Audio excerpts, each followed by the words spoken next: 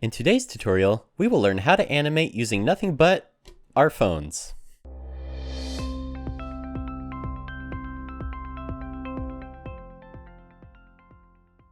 And the example I'll be using is an Android phone, but this will work for iPhones as well. So the app I'm going to be using for animating on our phones is called FlipaClip. There's also other apps that I would recommend, like Rough Animator, which is about $5 and is also a very good app, and also Procreate. But in this tutorial, FlipaClip is free and pretty much accessible to everyone, so that's the one we're going to use. So we're going to open up our App Store, and we're going to type in FlipaClip to download it. Then click the Install button. So now that you've got FlipaClip downloaded, let's open it. And I'll just turn my screen horizontal so we can see what we're working on. It'll ask some questions when you're first installing.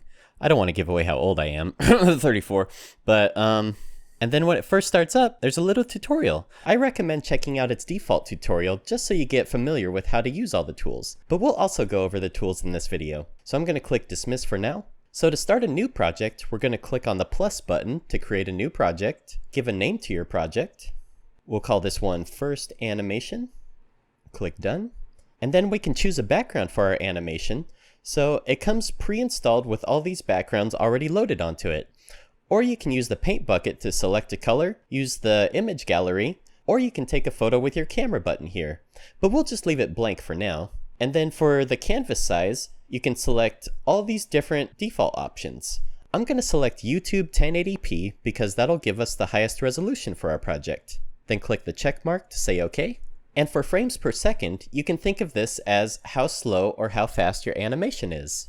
So for this project, we're going to do 12 frames per second. I recommend starting this way because it'll give you a nice smooth animation, but you also won't have to draw as many frames. If you're okay with drawing a lot of frames, 24 frames per second is pretty standard as well, and it'll give you a nice smooth animation. So we'll set our project to 12 frames per second, press the check mark, and we're all ready to go. So select Create Project. And we have our project created. So for some phones, you'll be able to rotate your canvas using your two fingers and rotating. Some phones will not be able to support this, but we'll turn it on for this example, just so you can see what that looks like. And when you first open up FlipaClip, all your tools are on the left side, your animation timeline is on the bottom, your layers is on the bottom right, and your play button for your animation is on the right. Then you have your tools for your canvas on the top right. To move around your canvas in FlipaClip, you can use two fingers to zoom in and out, and you can also rotate it if you enabled that option before. So zooming in can be really useful for drawing like fine details, for example. And to zoom back out, you can select this 4 arrows on the top right here. And that'll reset your view back to 100%. So the pen is selected by default when you first start out, and if you select with your finger and just start drawing, it'll start drawing for you. If you want to undo, just click the backwards button here, and to redo, select the forward button. If you select any of the tools after it's been clicked on already, you'll get your options for your tools. So this top option, if we click it, we can select pencil, paintbrush, or highlighter. And then the next option is the size of your brush. So if you press and hold, you can see a little size option, and then if you drag up, you can get a bigger brush, and if you select that circle and drag down, you can get a smaller brush. And then the square below that is how you select your color. So you'll see that it has all these default color palettes next to it. I like selecting the Sketches palette personally, and then you'll see these colors appear on the right. So you can select different colors on your palettes, or you can create your own palette by clicking this Add Palette button at the bottom of it. Or you can select what color you want on the outside ring, and then selecting how dark or how light it is in the middle. My next tool is my eraser, so I can select that and then select it again for the options. And again, you have the size as your first option, and then you have the hardness of eraser as the next option. So it'll have either a really soft outline so you can get really soft edges, or if you drag it all the way to the bottom, you'll have really hard edges for really solid erasing. And then the next option is the transparency amount. So if I didn't want to erase it completely, I could set this to say 50%. And then erase it, and it'll only erase our drawing 50% of the way. There's also the paint bucket fill tool, so if I create a shape and then use my paint bucket tool and press in the middle, it'll fill it in. And again, you can click on it again and then press the color button to select what color you'd like it to fill in with. The next tool I want to go over is the lasso tool. So the lasso tool is very useful. So what you can use it for is selecting a part of your drawing, and then you'll see this transformation box around it. So we can select our corners to scale our drawing, or we can select the sides to scale it only on one side, or we can select this circle to rotate our drawing. And we can also move this anchor point in the middle here so that it rotates along a certain point of the drawing. So this is good for, say, moving arms around or moving the head around on the point where the pivot would be, which would be the neck. And you can also select flip horizontal on the side here, or flip vertical, or delete it entirely with the trash can. When you're done transforming your drawing, just select off of it and the lasso tool will disappear. So the next thing I want to go over is layers for your animation. So your layers panel is on the bottom right here, right where this stack of paper is, and that's kind of what you can think of layers as, is stacks of paper. So if I select it, my sketch layer is on the bottom here, and then my ink layer is on the top. If I want to add a layer, I can just click this plus button on the bottom here, and it'll add a layer. To delete a layer, I can swipe to the left, and I'll get options to either lock the layer, copy the layer, or delete the layer. If I want to change the opacity for a layer like I did with my sketch layer here, I can press and hold, and I'll get the same opacity slider. So I can drag up to make it more opaque, or drag it down to make it more transparent. So I have it at 50% right now, and if I want to make it invisible, I can tap it instead of holding it, and you'll see a little eyeball with a cross through it showing that it's invisible, but it's still there. And to rename a layer, I can tap on the name and rename it. It's important to name your layers just so you have everything nice and organized. Always a good habit to get into. So for a quick example of how layers work, I can add a layer, call it color. So if I color in this layer, you can see the color is appearing behind the ink layer. But if I take that layer and drag it on top, you'll see my color is now in front of my ink layer. So this is typically how I like to arrange my layers. I like to have the sketch on the bottom at about 50%, my color layer in the middle, and then my ink layer on top. So now that we know how to draw in FlipaClip, let's animate something. So the example we're going to use when we animate is a bouncing ball. It's a really great exercise when you're first learning to animate, and it's kind of a cool thing to show off once you're done. So to start off, draw a small ball at the top of your canvas. Or if you're having trouble drawing a ball, you can use this ruler tool at the top here, and these are the shapes that you can draw with the ruler. So we'll select circle, bring in these sides to make the circle smaller, and then drag it in place using the square in the middle. And then whatever tool you have selected in your drawing tools, you can trace around the circle like so, and you'll get a perfect circle. Then just click the ruler icon to get rid of the ruler. So to add a new frame in your animation, simply click the plus button down in your animation timeline at the bottom. And this will add a new frame. You'll see a ghost of the image before. This is called onion skin, and it allows us to see where we need to draw the next position in our animation. To turn the onion skin on and off, you can click the three dots on the top right and select this toggle for onion skin. And the way animation works is we're basically drawing the same thing just in a slightly different position. So for this next drawing, you can either draw the next circle, or you can go back to frame 1 by selecting it like so, and then clicking this copy button on the top, and then go to frame 2 and click the paste, which is this little clipboard icon, and it'll paste the same drawing. But we'll need to move it into position, so we'll select our lasso tool, select our drawing, and we'll move it just slightly down. So the way a bouncing ball works is gravity slowly affects something, right? So these first few drawings are going to be really close to each other. This is called an ease in. So we'll select off of it. We'll go to our next frame by clicking the plus button to add a new frame. We'll press paste again to paste that same ball, select it again. And this time we want to move it even further down. So we'll do this a couple more times. I'm going to add another frame, paste it again, lasso around, and then move it down. But this time, we're going to do what's called a stretch drawing. To stretch this ball, we're going to squeeze it in on the sides by selecting the side transform, squeezing it in a bit. And then for as much as you want to squeeze it in, you want to create an equal amount of stretch on the opposite side. So we'll stretch it out a little bit that way.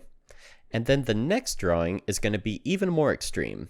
This will be our last stretch drawing. So squash and stretch is a very important principle in animation. Most everything moves with squash and stretch, and it's a very important thing to practice.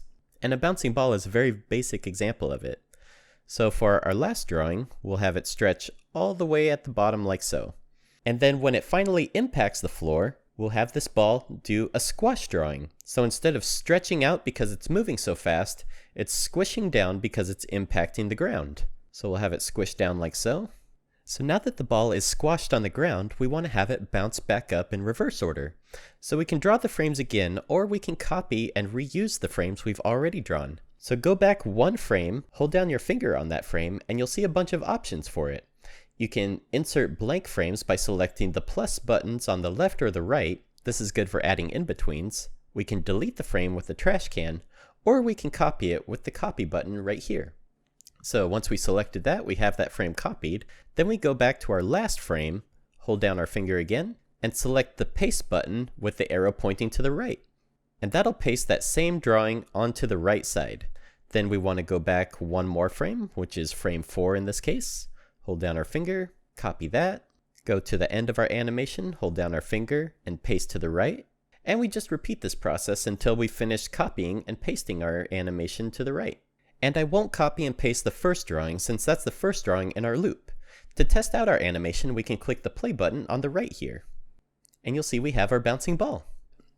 If we wanted to add an in-between between any of these frames to smooth it out, say for example from this squash drawing up to this stretch drawing, we can add a blank frame in between by holding down our mouse button and clicking the plus with the arrow pointing to the right. And that'll add a blank frame in between. Then we can put an in-between by pasting our ball again, and then just putting a little in-between so we can smooth it out a little bit. And now you'll see when we play our animation, it's been smoothed out for that frame. So that's how you can add more in-betweens to kind of smooth out your animation. Remember that the more drawings you do, the smoother your animation is going to be, but also the slower it's going to be. So now that we're finished with our animation, let's export it for YouTube. So to export your animation, click the 3 button up on the top right, select Make Movie, and we're going to leave all these options the same, but you can change them. And then to start exporting it, we're going to select Make Movie. And now our video has been created. If you want to upload it to YouTube, just click the Share button and select YouTube from the selection here. So now that we know how to do a very basic animation in FlipaClip, let's talk about how to do a lip-synced character. So we have our character already colored in, but we haven't done a mouth animation yet. To add audio to your animation, click the music note on the bottom left of your screen. Then to add audio, click the plus button on the bottom right, and with the album picture, you can add a downloaded piece of audio, or with the microphone, you can press the microphone and press and hold to record your own audio. Let's record something right now. Why, hello there. And you can play to preview your audio. Why, hello there. And then press the check mark to add the audio to your animation, and then drag it in to where you want it to be. And we don't need the silence at the beginning, so click the audio to select it, and then drag this bar to get rid of the beginning silent part. And then click and drag and move your audio back to the beginning. And you can also trim the silence at the end here. When you're done editing your audio, press the down arrow on the top left of your screen, and you'll see the waveform down at the bottom of your animation timeline. And if you click and drag your timeline, you'll hear your audio do what's called scrubbing. So this is how you can see what sounds you need to animate to. For example, in Y, you might start with an O shape like Y and go into A and then I. So let's do that. But first off, we need to make this frame hold for as long as we want. So we need to copy this frame by pressing and holding, clicking copy, and then paste to the right, and keep doing that until you covered your entire animation. This is how you create a hold frame.